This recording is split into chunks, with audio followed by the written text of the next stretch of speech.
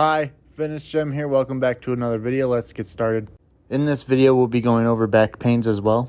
So if you just came for that, you can skip ahead. Otherwise, stick along and we'll go over all the exercises I did this week. Starting out with chest day, we're going to be just warming up. I usually always like to warm up with this band, and I like to just get in 25 reps, and I really just like to contract my pecs and just get them all warmed up and ready to go before I start going pretty heavy and before I start demolishing my chests. For our first set of chest exercises, we're going to start with a dumbbell bench press. We're going to be going pretty heavy with 25 kilograms, which is just a little over 50 pounds. Nice and slow and in control. We're going for around 10 reps, but I think I only was able to get like 8 out of this one. This is an all dumbbell day, so we're just going to be going super hard with just dumbbells. Every once in a while, you got to add one of those days into your workout routines. Next up, we got the dumbbell pinch press. When you're doing these pinch presses, make sure that you're really squeezing those dumbbells together while you're coming up and down on your exercise. So from your first rep all the way to the last rep, you're going to be squeezing those dumbbells together while you're pushing the weight up and down. It'll add in a lot of extra fatigue. And then right after that, you're going to be grinding out some push-ups right after. You're going to get up and you're going to get on the floor and you're going to start grinding out some push-ups. You're only going to be able to do like 10, not even. If you can do a little less than 10, then you'll know that you're doing it right. And then after that, we went right over to triceps. I've been slowly, progressively overloading these, and I just got my hands on a long rope, so I was really excited to try out the new long rope. And pretty soon I'm going to have to do a review on that long rope because I liked it a lot better than that short rope. Next, we got Incline easy bar skull crushers. This is with a pretty heavy weight. I love going heavy on the tricep days. Whenever a tricep day rolls around, for some reason, I'm always able to go consistently heavy. This is the next day, but it wasn't the day right after. I gave myself a little rest day in between. Same with our tricep extensions. I tried these last time, and I absolutely love these, so I'm doing these again. And this time I'm going just a little bit heavier than last time. I added in 5 pounds, and these literally explode my long head tricep. These were amazing, and I love doing these, and you can see the fatigue right there, and you can see that I'm really pushing a failure right there, and I wanted to do like one more. And then after that, I jumped over to the dumbbell kickbacks. For each and every tricep exercise I do, I love to throw in a heavy weighted tricep exercise like these dumbbell kickbacks.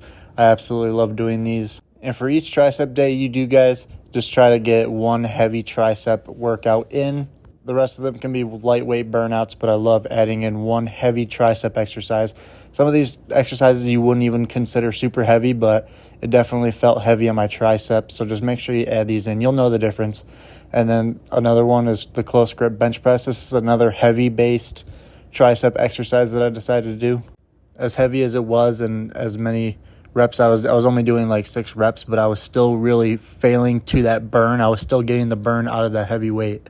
And with these close grip bench presses, you don't need to go all the way down to your chest. You can bring the bar nearly halfway down. As long as your arm is making that 90-degree angle, then you're good to come right back up and just continue doing your sets. But I really like these. These almost feel like lazy bench presses, but they're really good on the tricep. And then afterwards, I decided to do a little bit of shoulders. So we're just going to be doing a rotator cuff warm-up on both sides. This will really get that rotator cuff warmed up and ready to go so you don't get injured. I don't know about you, but my shoulder can get injured pretty easily, so we're just going to be doing some warm-ups just to get ourselves ready for the big guns. Here we got some barbell overhead bench presses. I got pretty weak shoulders and they can injure pretty easily, so we're going nice and light and we're just going to be going for reps. And I'm really just still focusing on my mind-muscle connection with the barbell overhead bench press. A lot of the shoulder exercises I'm still really practicing for the real thing. If I go any heavier than this, then my shoulder is just going to absolutely blow out. After that, we did some dumbbell head squeezes with the dumbbells. These are great for your front delts. I can't really think of an exercise any better than that. There's a lot of good variations that you can pull off with this as well. And I think after this day was the day I actually tweaked my lower back, so I just stuck to arms. So 21 guns, which is 7 full reps, and then you do 7 half reps, and then you do 7 more half reps just from all the way down to the middle way.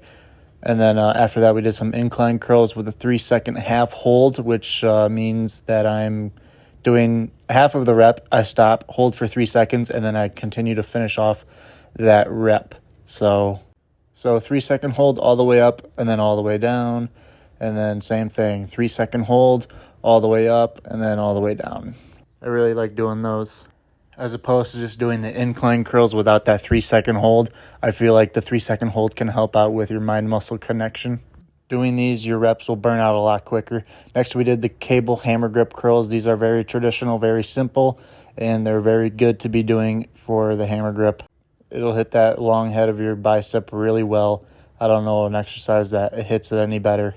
The cable machine is always my preferred choice of resistance as opposed to dumbbells and free weights.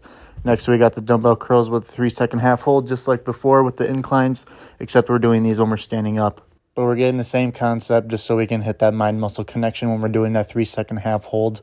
And at this point, we're really feeling it. My biceps are about to explode, which explode of joy because they're going to be a lot bigger now after this workout. Now, for all you've been waiting for, these are the kind of back days you're going to want to do when you tweak your lower back. You're going to want to do very little exercising and a lot of stretching. As the days go by, you can lessen your stretching and do a little bit more exercising. I only did 2 exercises for 3 sets, and I did a lot of stretching for a lot of sets. I didn't keep track, but it was definitely a lot more than the exercising portion. So this is a very simple movement. All I'm doing is I'm holding a 10-pound plate, and I'm just leaning back as far as my back will allow me without hurting. Next up, we're going to be doing these back extensions. We're going to start out with one leg off, and then you're just going to do the other leg, and you're just going to burn that out. After you do your left leg and your right leg both individually, you're just going to do both legs. You're going to do all 3 of these sets back to back to back. Notice how I'm not doing a full rep. I'm doing like a little quarter rep. That's the movement right there that'll target your lower back. That's all you're really going to need. That was it on the exercising part, so now we're just going to be doing the stretching part. Starting off with dead hangs, just do these as long as you can and do as many sets as you want to do because you're just going to have to do a lot of stretching. Next stretch is this cobra stretch. I sped it up a little bit just so you can see how I'm moving my body around. I'm not just doing one static pose. I'm slowly moving my back around in different angles, front, back, side, and just twisting left and right because that's how your spine is designed to be. It's supposed to move in all these awkward directions, so that's why we're moving around a little bit when we're doing these cobra stretches. A really good back stretch and a really good back exercise is one that doesn't involve a static hold. And then we're just going to be doing these leg crossovers with both legs. I'm just kind of holding my legs down so they don't lift up on their own. And then don't forget to do the other side. And then we're just doing toe touches, except we're not touching our toes. We're just going all the way down to the point where we can start to feel a little bit of pain. And then once we feel that little pain, we're just going to be moving our back around a little bit just to get our spine moving in all directions while we feel that little pain. And we're just going to find those painful spots and we're just going to stretch them out.